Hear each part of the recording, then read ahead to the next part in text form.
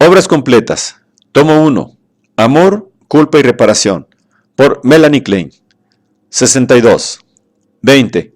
El duelo y su relación con los estados maníaco-depresivo. 2. En las fases tempranas, los perseguidores y los objetos buenos, pechos, son mantenidos aparte en la mente del niño. Cuando junto con la introyección de los objetos reales y totales llega a unirlos, el yo recurre a un mecanismo tan importante para el desarrollo de las relaciones de objeto como es la disociación de las imagos en amadas y odiadas, es decir, en malas y buenas. Se podría pensar que es en este punto que la ambivalencia, que después de todo se refiere a las relaciones de objeto, es decir, a los objetos reales y totales, se instala. La ambivalencia realizada en una disociación de imagos capacita al niño para ganar más y más seguridad, confianza y creencia en sus objetos reales y de este modo en los internos a quererlos más y a llevar a cabo en mayor grado sus fantasías de restauración de sus objetos amados.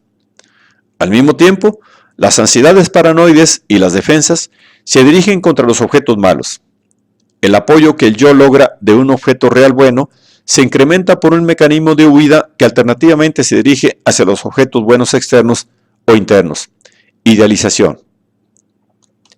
Parece que en esta fase del desarrollo, la unificación de los objetos externos e internos, amados y odiados, reales o imaginarios, se lleva a cabo en tal forma que cada paso hacia la unificación conduce otra vez a una renovada disociación de las imagos. Pero como la adaptación al mundo externo aumenta, esta disociación se realiza en planos cada vez más cercanos a la realidad. Esto continúa hasta que se afirma bien el amor hacia los objetos reales internalizados y la confianza en ellos. De ahí que la ambivalencia, que es en parte una salvaguardia contra su propio odio y contra los objetos odiados y terroríficos, vaya disminuyendo en grados variables durante el desarrollo normal. Como ya queda dicho, en las fantasías tempranas, tanto destructivas como de reparación, prevalece la omnipotencia e influye sobre las sublimaciones, tanto como sobre las relaciones de objeto.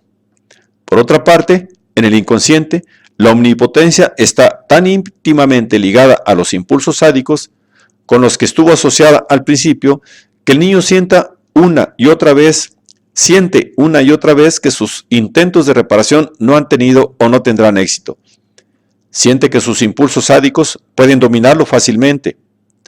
El niño pequeño, que no puede confiar suficientemente en sus sentimientos constructivos y de reparación, como hemos visto, recurre a la omnipotencia maníaca. Por esta razón, en una fase temprana del desarrollo, el yo no tiene a su disposición métodos adecuados para tratar con eficiencia su culpa y ansiedad.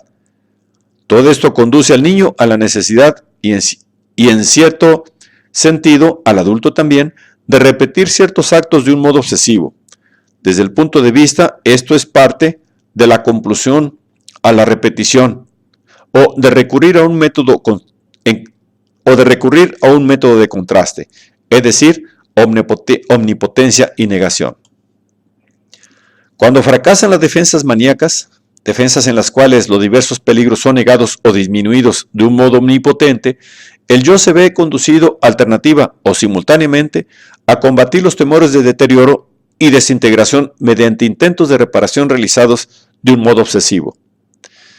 He descrito, en otra parte, mi conclusión de que los mecanismos obsesivos son una defensa contra las ansiedades paranoides, tanto como medios de modificarlas, y aquí solo mostraré brevemente la conexión entre los mecanismos obsesivos y las defensas maníacas en relación con la posición depresiva en el desarrollo normal.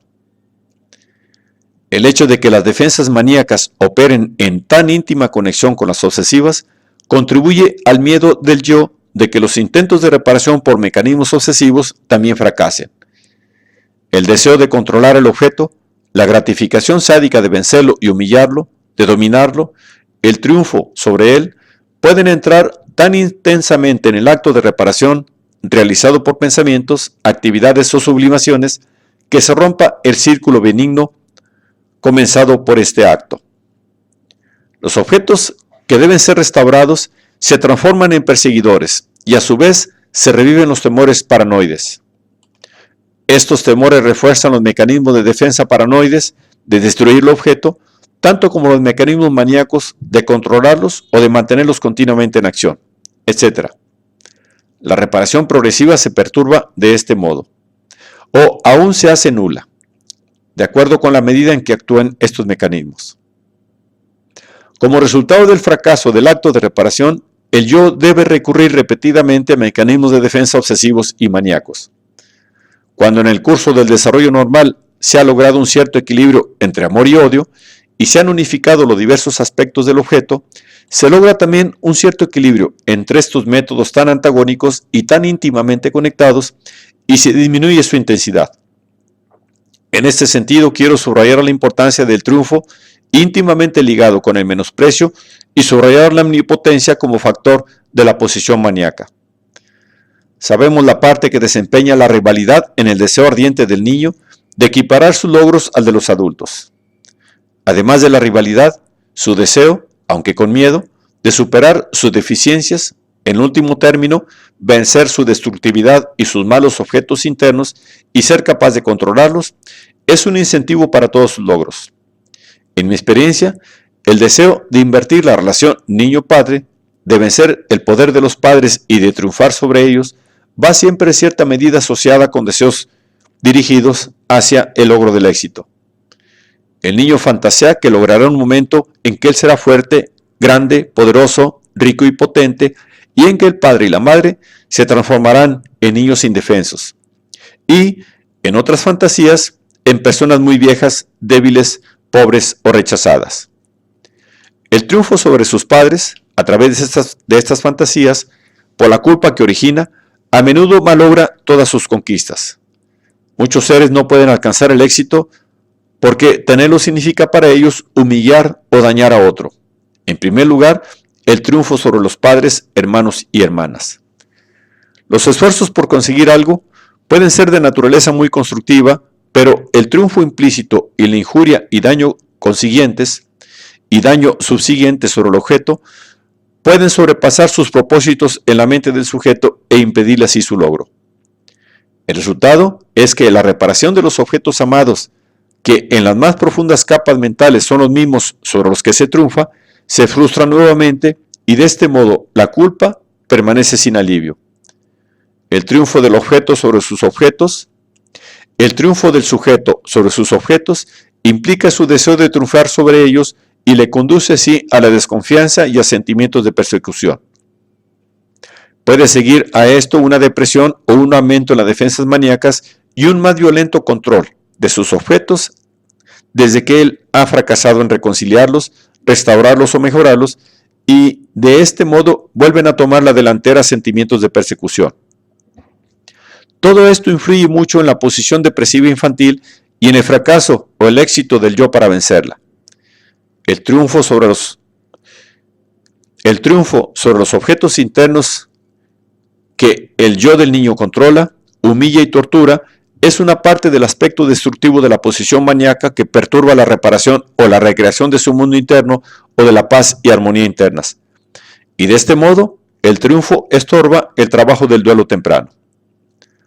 Para ilustrar este proceso de desarrollo, consideremos algunos hechos observables en sujetos hipomaníacos.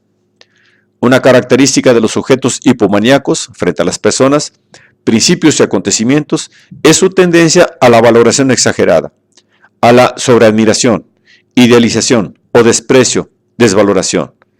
Junto a ello va su tendencia a concebir todo en gran escala, a pensar en cantidades grandes, todo esto de acuerdo con la magnitud de su omnipotencia, mediante la cual se defienden contra el miedo a la pérdida de un objeto irreemplazable, su madre, núcleo de todo su duelo. Su tendencia a disminuir la importancia de los detalles, los números pequeños y su descuido frecuente en detalles y de la escrupulosidad contrasta profundamente con sus métodos meticulosos de concentración en las cosas pequeñas, Freud, que forman parte de sus mecanismos obsesivos. Este desprecio, por otra parte, se basa en cierta medida en la negación. El sujeto debe negar su impulso a hacer una reparación detallada y general, porque debe negar la causa de esta reparación, es decir, la injuria del objeto y la culpa y penas consiguientes. Volviendo al curso del desarrollo temprano, diré que cada paso en el desarrollo emocional, intelectual y físico es utilizado por el yo como medio de vencer la posición depresiva. La habilidad creciente del niño, sus dotes y destrezas, aumenta su creencia en la realidad psíquica de sus tendencias constructivas y en su capacidad de dominar y controlar sus impulsos hostiles, tanto como sus objetos internos malos. De este modo, se alivia la ansiedad de las diferentes fuentes y resulta una disminución de la agresión y a su vez de sus sospechas frente a los objetos malos internos y externos. El yo fortalecido, junto a una mayor confianza en el mundo, le ayuda a dar un paso más en la unificación de sus imagos, externas como internas, amadas y odiadas, y hacia una futura mitigación del odio por medio del amor y de este modo a un proceso general de integración.